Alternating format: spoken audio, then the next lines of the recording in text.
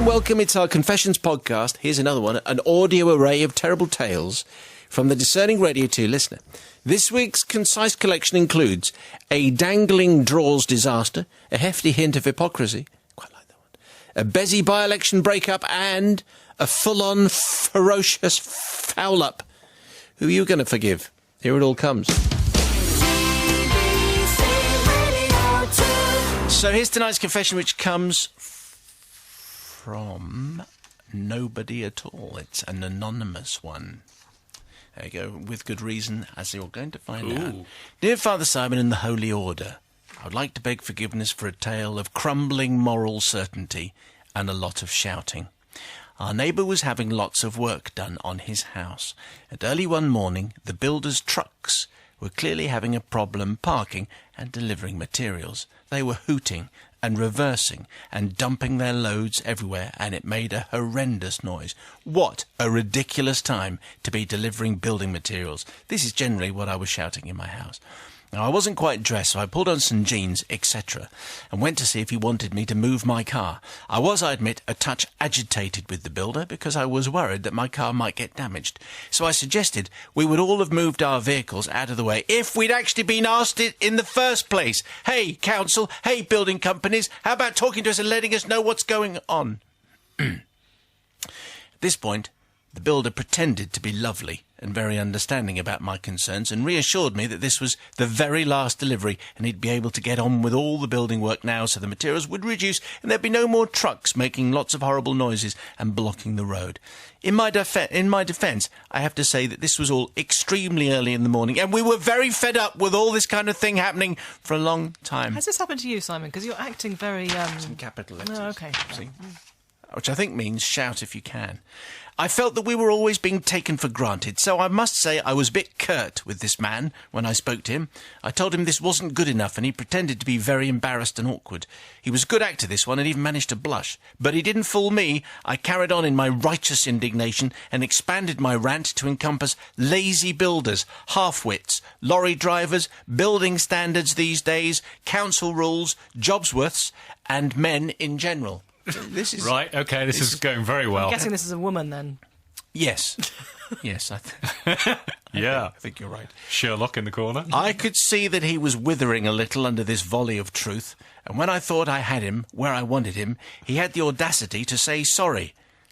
Well, I'm not that easily won over, let me tell you. I dramatically spun on my heels and... I say it's a woman. Yeah. And stomped off back to the house, muttering and cursing and gesticulating all the way. I was only stopped by him calling out to me, "Oh, excuse me, miss, you've dropped this." I turned and retraced my recently stomped footsteps and then gasped very loudly. I took a giant leap forward and snatched the rag that he was waving. "Excuse me," I said. "I've been looking for that, duster everywhere." I could see him colouring up again. "It was just on the floor here. I don't think it's a duster. Unless it's a special duster." I obviously didn't say thank you, but retreated, stuffing my returned duster deep into my pocket. I tried to keep my pace stately and serene, but in the end I just had to run back into the house. I removed said rag, and it was what I feared. It was what I knew and what I dreaded. Yesterday's knickers. Oh, lovely. Yes, and more to the point, yesterday's special birthday knickers. They had, of course... I don't know what that... Do you have a special birthday? What does that mean?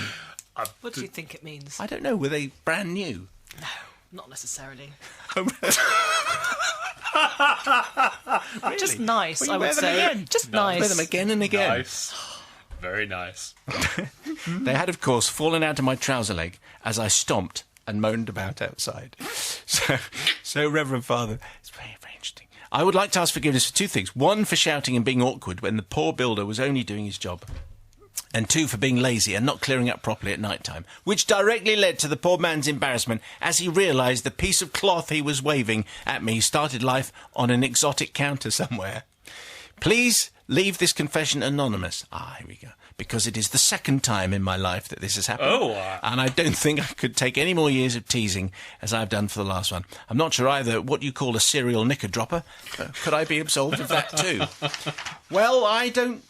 Do you think there'll be any more like this? I'm not sure. Incidents where your pants are falling out of your trousers. Yeah. Do you think that's going to happen? That quite a lot. Anyway, we'll find out. But in the meantime, this is an anonymous confession from a shouty woman, fed up with all the builders, went outside, gave the builder a hard time, and then... Does she want to be forgiven for giving him a hard time, or for dropping the duster? Well, for being messy around the house and not sort of obviously tidying up her clothes properly, and also shouting at the poor builder who was just saying, oh, sorry. Well, the builder was only doing his job, and presumably his employer had told him to get the delivery of the stuff at that time. Yes. So I don't really blame him, although it is really annoying when you get woken up by builders. I know that. I think it was very decent of him. Have you ever to stomped say, outside? Have I stomped outside shouting at a builder? Mm-hmm. Oh, no, but I mean, I've definitely been angry about builders, yes. all the time. Very decent of him to call the thing a duster. Yes. I think. And so... a special duster. I think, he wasn't too embarrassed because he just pretended they were a duster. So, I think you're forgiven. What do you think, Matt? Do you have special birthday pants? Birthday pants? Not that I'm going to reveal now, if no. Not, I think you should get some. I should, definitely, yes. I particularly... And it's Father's Day coming up. It is! Hey. A bit quick trip to the exotic counter, perhaps. I mean, there's nothing worse when you've had a go at someone and then the wind is completely taken out of your sails because you then have to go back and go, oh, sorry, oh, yes, those are mine, and oh, dear, and yes, they do look rather nice, the special birthday ones. Which I've worn before. Yes, indeed. So I am going to forgive. Because we've all been there, apart from the pants bit, we've all shouted and then instantly regretted it. So there you go. Tonight's comes from, I think, someone else who wants to be anonymous. It's a whole spate of anonymous people here. It's always a good sign. Dear Father, it's slightly more you certificate than yesterday. Really? Dear Father Simon, Brother Matthew and Sister Rebecca, with the impending Bruce Springsteen concert at Wembley, I can no longer keep my guilty secret, and thus I need to confess and seek forgiveness for my sin from over 20 years ago. Please bear with me as the guilty facts require a little background. My girlfriend and I, now my wife of 25 years, escaped the hectic life of London in 1987 to run a delightful rural village post office. Life in general was great. The villagers were friendly, and we felt at home straight away. The only things I really missed from the madness of the city were regular visits to White Hart Lane, the West End theatres, and particularly live music. Being tucked away in a rural village, we seemed to be the last to find out who was touring and consequently rarely managed to get any tickets apart from the bands who were playing in Bournemouth. There weren't many. This was typified when trying to secure tickets for Bruce, who was playing at Wembley Stadium in the late 80s.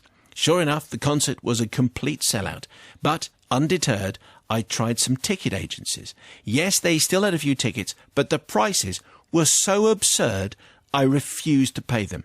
Sometimes you have to make a stand, and these people are the unacceptable face of live music in this country. I decided to do what any spirited individual would do in this situation, write to the Daily Mail, particularly the letters column, and complain about rip-off prices in rip-off Britain, charged by mean little ticket agencies who should be outlawed. How was that? Wow. So Very moral good. further? Angry. Yeah.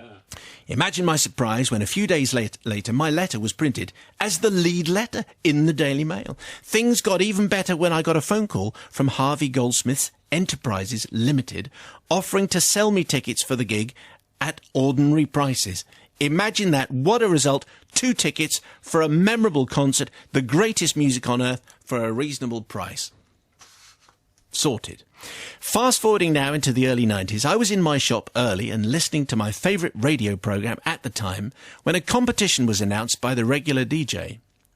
The prize was 2 tickets to see Guns N' Roses at Wembley, and the question was, what Queen track did Axl Rose cover at the Freddie Mercury tribute concert? Well, later that day, whilst tidying my stockroom, I came across a tired old postcard that we hadn't sold, so I decided to use it to enter the competition. One of my customers kindly supplied me with the answer, as I didn't have a clue, and the postcard was duly dispatched with a second-class stamp. Unbelievably, as you might have guessed, I won. I won the tickets and they arrived a few days later.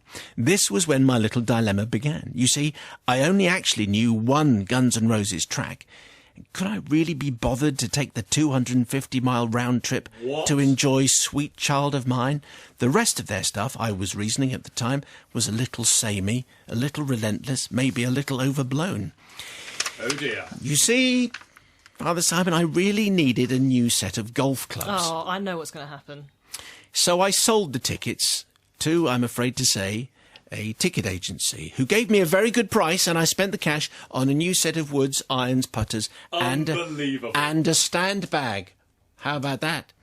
And so I obviously need to seek forgiveness from the individuals who paid an extortionate price for the tickets that I had won, from all the listeners who entered the competition, and especially from a certain Simon Mayo, who was on the breakfast show at the time, selecting from thousands of entries in the days before text messages and emails.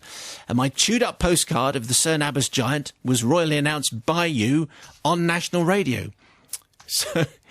And he won. I don't actually remember this bit particularly. I don't remember the card, but obviously this is the way it was selected. And he says, P.S. I've still got the golf clubs, and I'm taking my whole family on the 15th, and really looking forward to seeing Bruce again. Could you play us a track? Well, I might play everyone else a track, but I'm not going to play you a track because I can say authoritatively that there were between thousands and thousands of desperate Guns N' Roses fans who really, really wanted those tickets, and they ended up with a guy at the post office who couldn't be bothered once he'd won the tickets and sold them to a ticket agency, which moments before he had denounced as the unacceptable face Do you of think you're leading the jury here? I'm not. I think so. Yeah. I don't have a vote, obviously. Yeah. Sister Rebecca. Yeah, what a hypocrite. That is ridiculous. Not only did he deprive a true fan through winning the competition, he also made another true fan pay through the nose for those tickets. So, yeah, completely outrageous. You're not forgiven. How much money would you have got if he gets all that stuff just for the tickets? Anyway, what do you think, brother? I'd love to take a contrary stance here, but I really can't.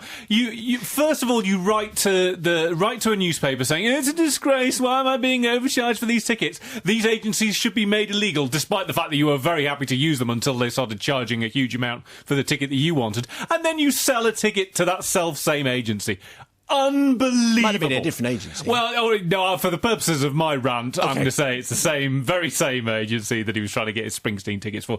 Unbelievable. And also it's Guns N' Roses, who in late 80s, early 90s, what a band to have seen live.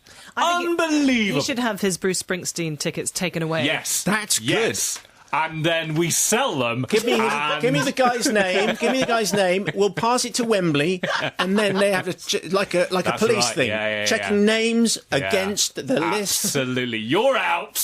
You're the guy. Guns N' Roses. All those years Here's ago. a golf ball. I'm sorry. Best of luck. Off you go, chummy. Things can only get worse. That's today's title. It comes from Richard. Thank you very much indeed.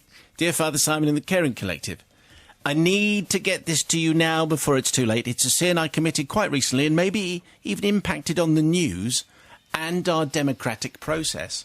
Have I got you hooked in? Oh, I say. I think I probably have.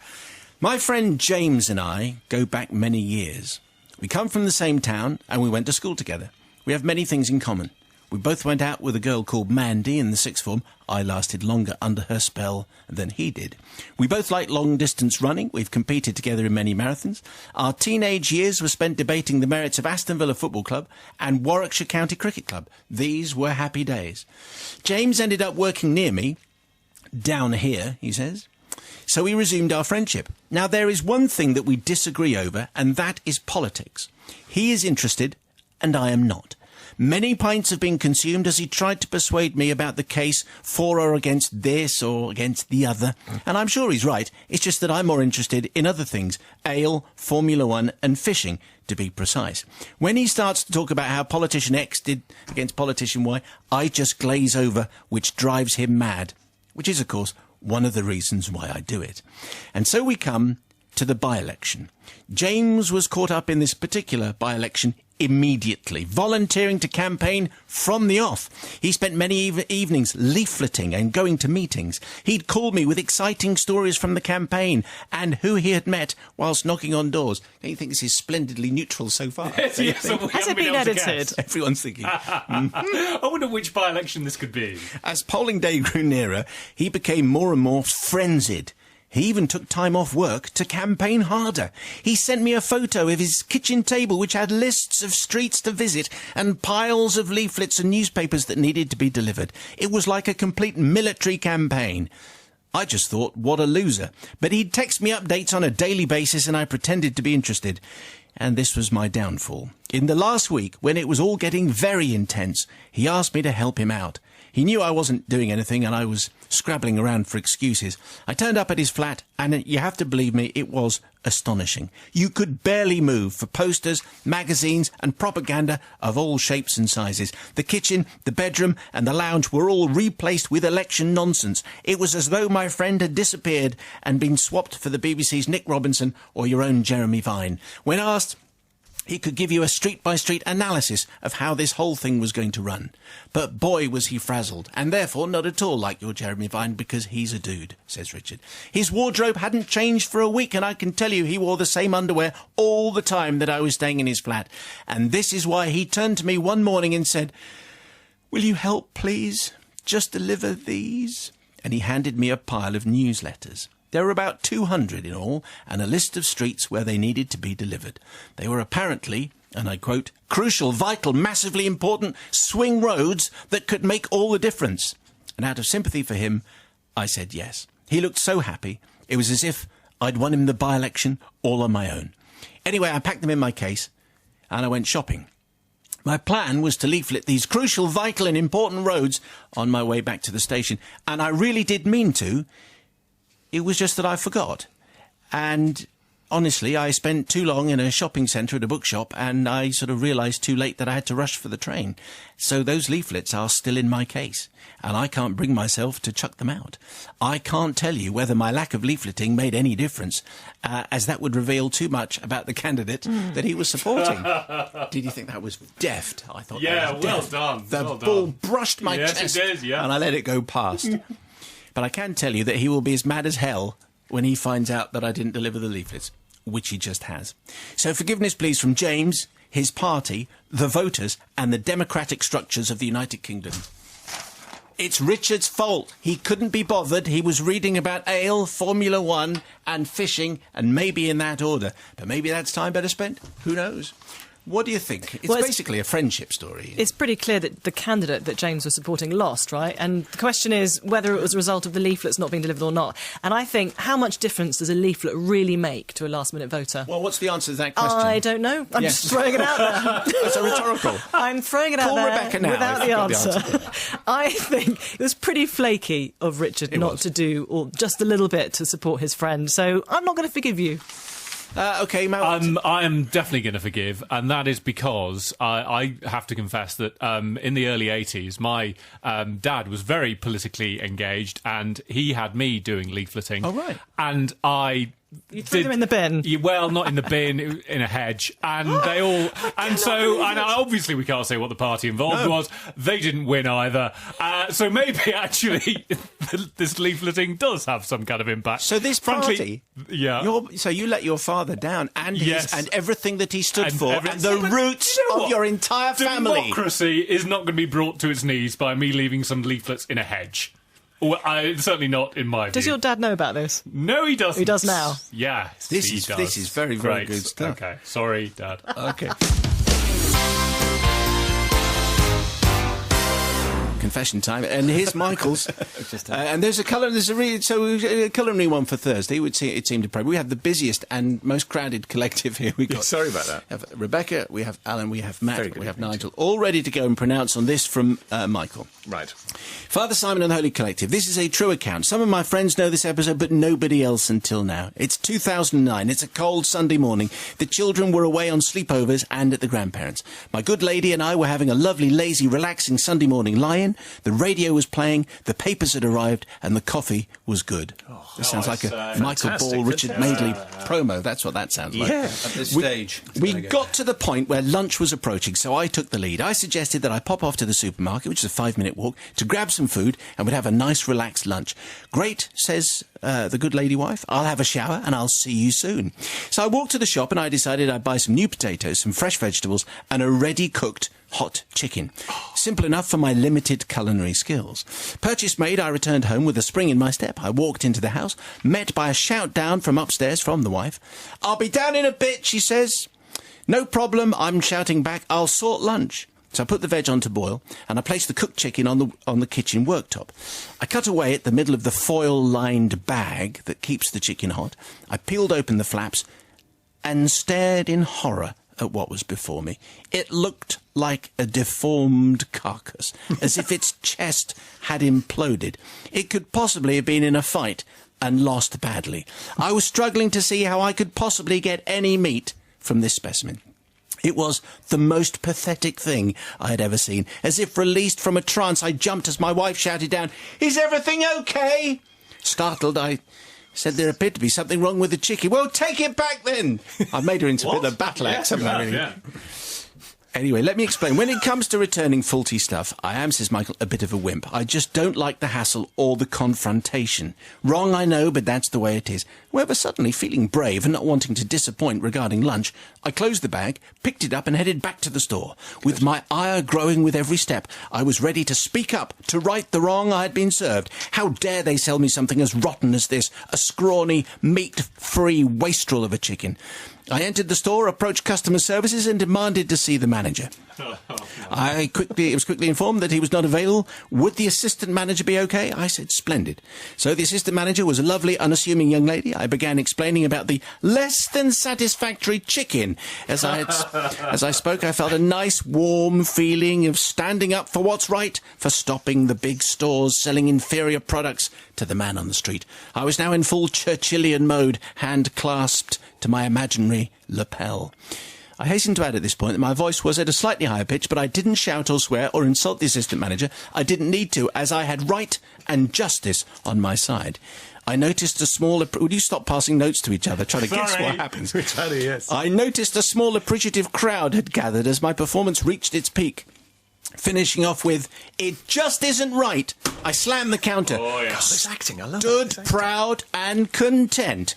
The assistant manager, to her enormous credit, remained calm and apologised on behalf of the store and assured me my chicken would be replaced and that she would help me fill out the relevant forms so as to lodge a complaint with head office.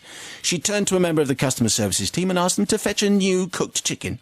As the member of staff disappeared to fetch said chicken, the assistant manager asked if she could look at the chicken that had caused me so much distress. I passed the bag to her. She placed it on the counter, undid the flaps that I had cut earlier. She looked down at the chicken, looked up at me, looked down at the chicken. She smiled. She reached over. She grabbed the chicken in both hands and turned it over. Ah. I had the chicken upside down. What? I hadn't realised it went that Right, okay. way up.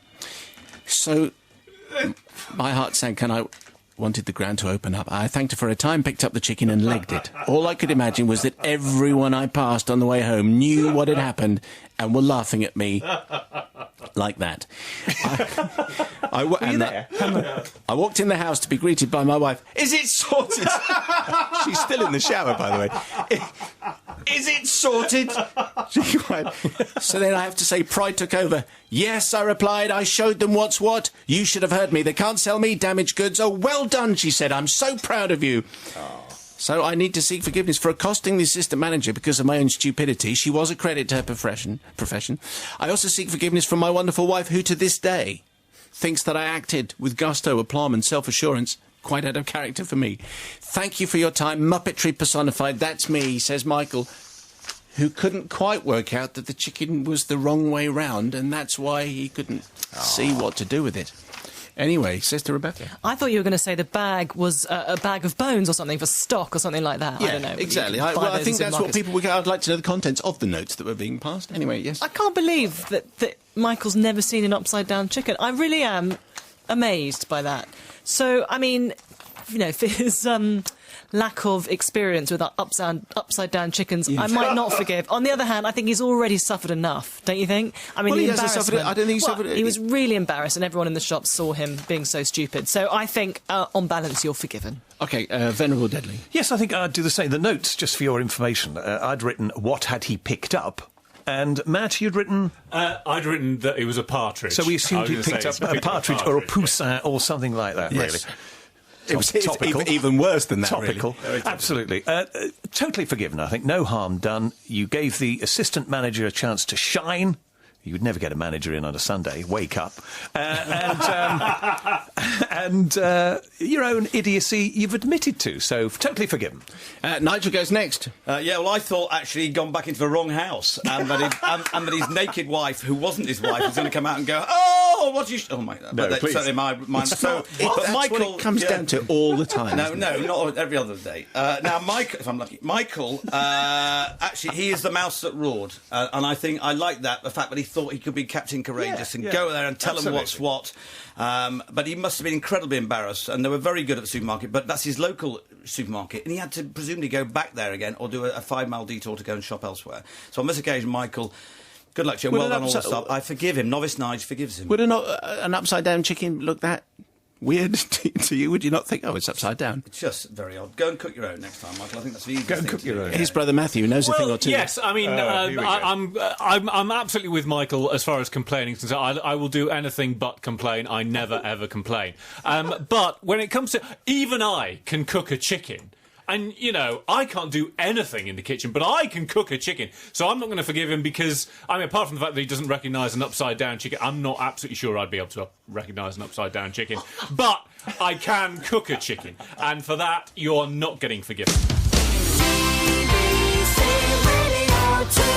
They were the confessions for this week. Who did you forgive? But more to the point, let us know your confession. It's been festering for years. You'll feel so much better once you've sent it to confessions@bbc.co.uk or go over the website. Thank you very much indeed. More next week. Don't forget, the Weekly Mayo, available now and every Thursday.